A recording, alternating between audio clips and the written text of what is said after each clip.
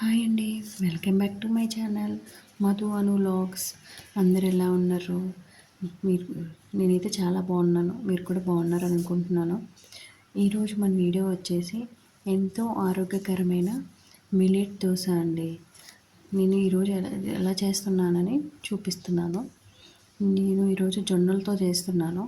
ఇక్కడ నేను ఒక గ్లాస్ కొట్టుమినపప్పు తీసుకున్నాను. దానికి 2 గ్లాసెస్ జొన్నలు, 1 గ్లాస్ రైస్ తీసుకున్నాను. దీన్ని మనం కనీసం 8 గంటలైనా నాననివ్వాలండి. మిల్లెట్స్ ఏవైనా కనీసం 8 అవర్స్ అయినా సోక్ చేయాలి.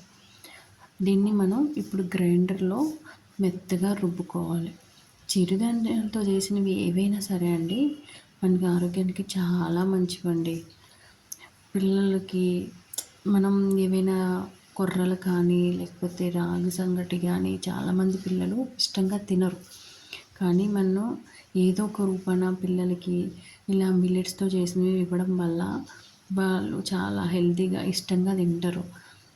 పిల్లలకి ఇలా చేసి పెట్టండి ఒకసారి. మనం దోశ బ్యాటర్ గ్రైండర్లో వేసుకొని మెత్తగా రుబ్బుకుంటున్నాం కదండి, ఇవి నార్మల్ దోశలాగానే మన ఆ బ్యాటర్ లాగే ఉంటుంది.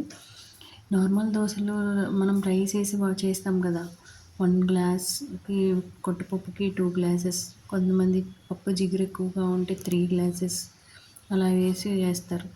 మనం మిల్లెట్స్ కనీసం ఎప్పుడైనా అండి 8 అవర్స్ అయినా 8 గంటలైనా పులవనివ్వాలి.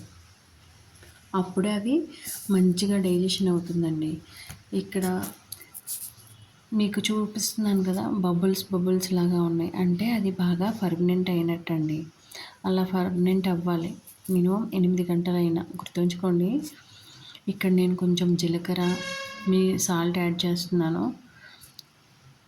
జీలకర్ర మంచి డైజెషన్ అవ్వడానికి ఇంకా హెల్ప్ చేస్తుంది.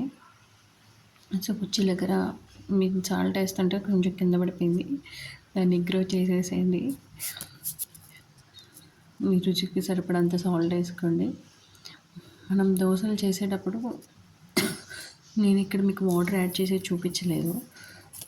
ప్యాన్ బాగా హీట్ అయ్యాక దోశ బ్యాటర్ని నేను చూపిస్తున్న విధంగా దోశని ఈ విధంగా పోసుకోవాలండి. మీకు కనిపిస్తుందని అనుకుంటున్నారు క్లియర్గానే.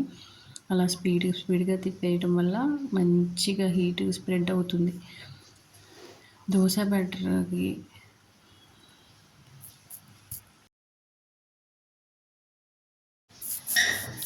దోశ వేసుకొని దానిపైన ఆయిల్ వేసానండి. ఆయిల్ వేసిన తర్వాత మా వారు ఎగ్ దోశ కావాలని అడిగారు. సో దాని మీద ఎగ్ వేసేసి అలా ఎగ్ని చుట్టూ స్ప్రెడ్ చేసేసి మళ్ళీ ఆయిల్ వేసి పొడికారం వేసిన క్లిప్ మిస్ అయిపోయిందండి. దాని మీద నేను పొడికారం వేస్తాను. నాకు వచ్చేసి నేను ఆనియన్ దోశ వేసుకున్నాను. మీకు చూపిస్తున్నాను చూడండి. దోశ అట్లా ఎర్రగా బాగా క్రిస్పీగా కూడా వస్తాయండి. మన నార్మల్ దోశలు ఉన్నట్లుగే ఉంటాయండి. చూడండి అట్లా ఎర్రగా కాల్చుకున్న తర్వాత. కానీ ఆనియన్ దోశకి కొంచెం ఆయిల్ ఎక్కువ పడుతుందండి.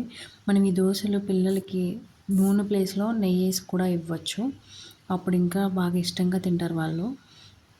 తర్వాత బీట్రూట్, మనం రోజు క్యారెట్ బీట్రూట్ తినలేం కదా. ఇలా దోశల్లో కానీ ఇడ్లీల్లో కానీ ఆడవారు ముఖ్యంగా అంటే మనకి బ్లడ్ అనేది ఎక్కువ పర్సెంట్ ఉండాలి కాబట్టి రోజు క్యారెట్ బీట్రూట్ తీసుకోవడం వల్ల చాలా మంచిదండి.